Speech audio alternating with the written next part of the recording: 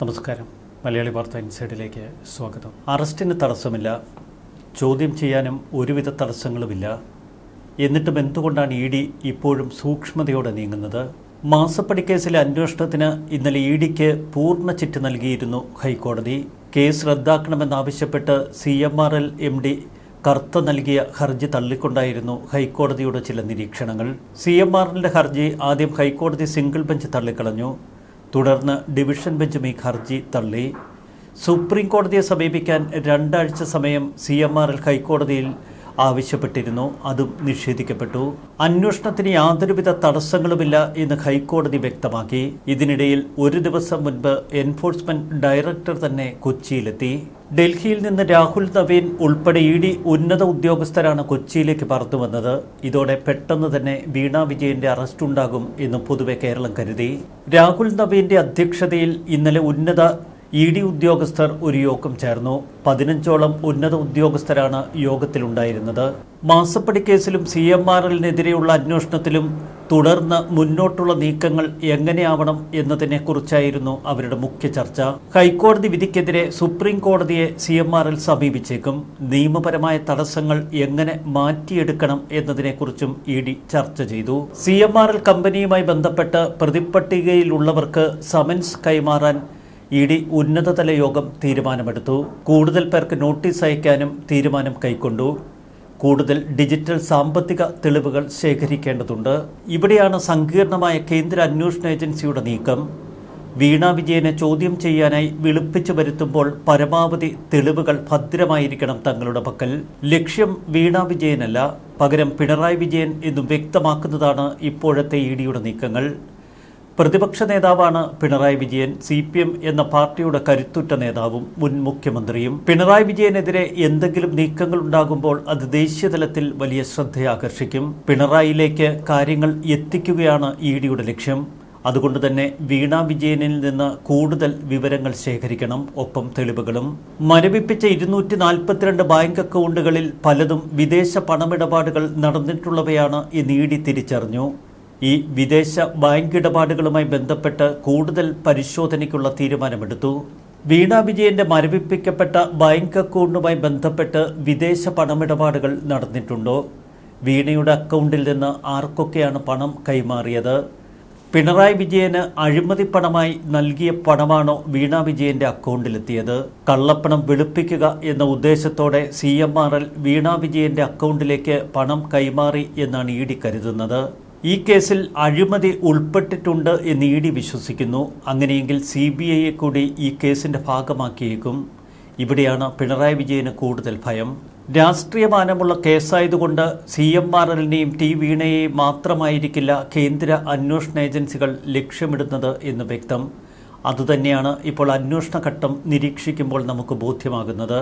വീണയുടെ കാര്യത്തിൽ സ്വകാര്യ കമ്പനിയിൽ നിന്ന് രാഷ്ട്രീയ സ്വാധീനം ഉപയോഗിച്ച് മാസപ്പടി വാങ്ങി എന്ന കണ്ടെത്തലിലാണ് ഇപ്പോൾ ഇ.ഡി.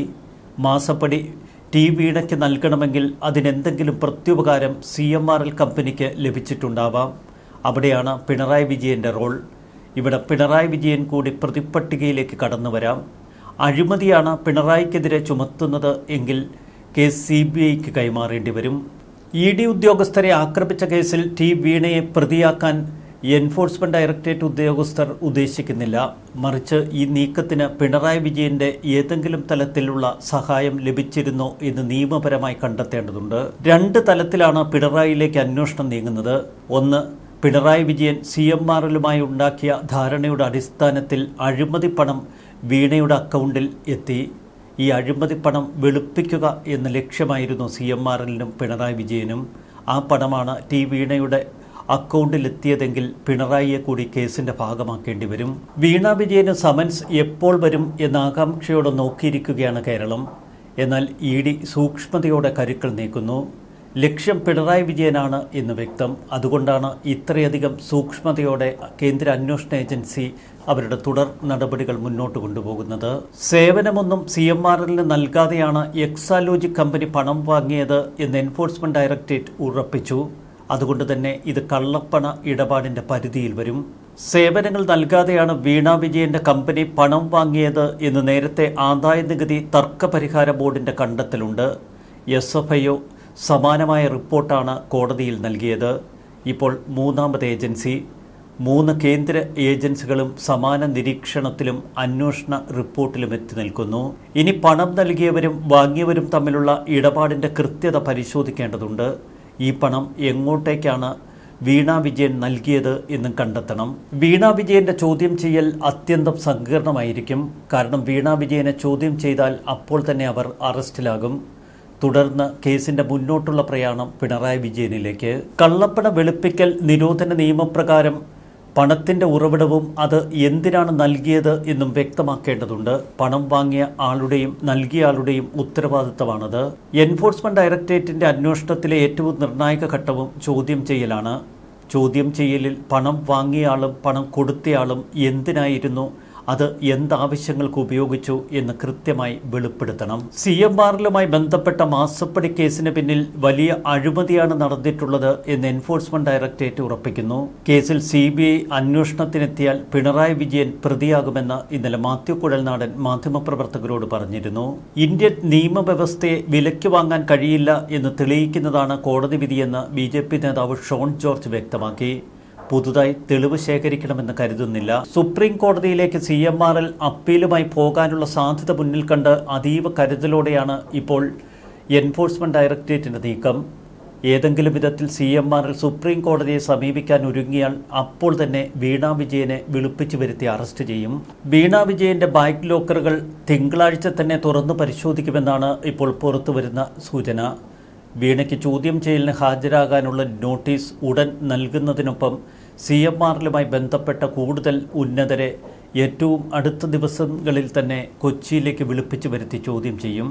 ഇഡിക്കിനി അതിവേഗം സമൻസ് നൽകി വീണയെ വിളിപ്പിക്കാം, ചോദ്യം ചെയ്യാം, തുടർ നടപടികളുമാകാം. പിണറായി വിജയൻ മുഖ്യമന്ത്രിയായിരിക്കുന്ന കാലഘട്ടത്തിൽ 2016 മുതൽ 2020-21 വരെ മകൾ വീണയുടെ എക്സാലോജിക് കമ്പനി CMRൽ നിന്ന് സേവനമൊന്നുമില്ലാതെ 2,78,00,000 രൂപ വാങ്ങിയതിലെ അനധികൃത ഇടപാടുകളാണ് ഇപ്പോൾ പരിശോധനയ്ക്ക് വിധേയമാക്കുന്നത്. ചുരുക്കത്തിൽ പിണറായി വിജയൻ പ്രതിപ്പട്ടികയിലേക്ക് കടക്കും എന്ന് ഷോൺ ജോർജും മാത്യു കുഴൽനാടനും ഉറപ്പിച്ചു പറയുന്നു. എൻഫോഴ്സ്മെന്റ് ഡയറക്ടറേറ്റിന്റെ നീക്കങ്ങൾ നിരീക്ഷിക്കുമ്പോൾ ഇക്കാര്യം തന്നെയാണ് നമുക്ക് ബോധ്യമാകുന്നത്. തിടുക്കപ്പെട്ട് വീണ വിജയനെ വിളിപ്പിച്ചു വരുത്തി അനാവശ്യ വിവാദങ്ങൾ സൃഷ്ടിക്കേണ്ട, പകരം പഴുതടച്ച് കരുതലോടെ പിണറായി വിജയനിലെത്തുക. അതാണ് EDയുടെയും കേന്ദ്ര അന്വേഷണ ഏജൻസികളുടെയും ലക്ഷ്യം. CBI കൂടി ഈ കേസിലെത്തും എന്നുറപ്പിക്കുന്നതാണ് ഇപ്പോഴത്തെ സംഭവ വികാസങ്ങൾ. ന്യൂസ് ഡെസ്ക് മലയാളി വാർത്ത ഇൻസൈഡ്.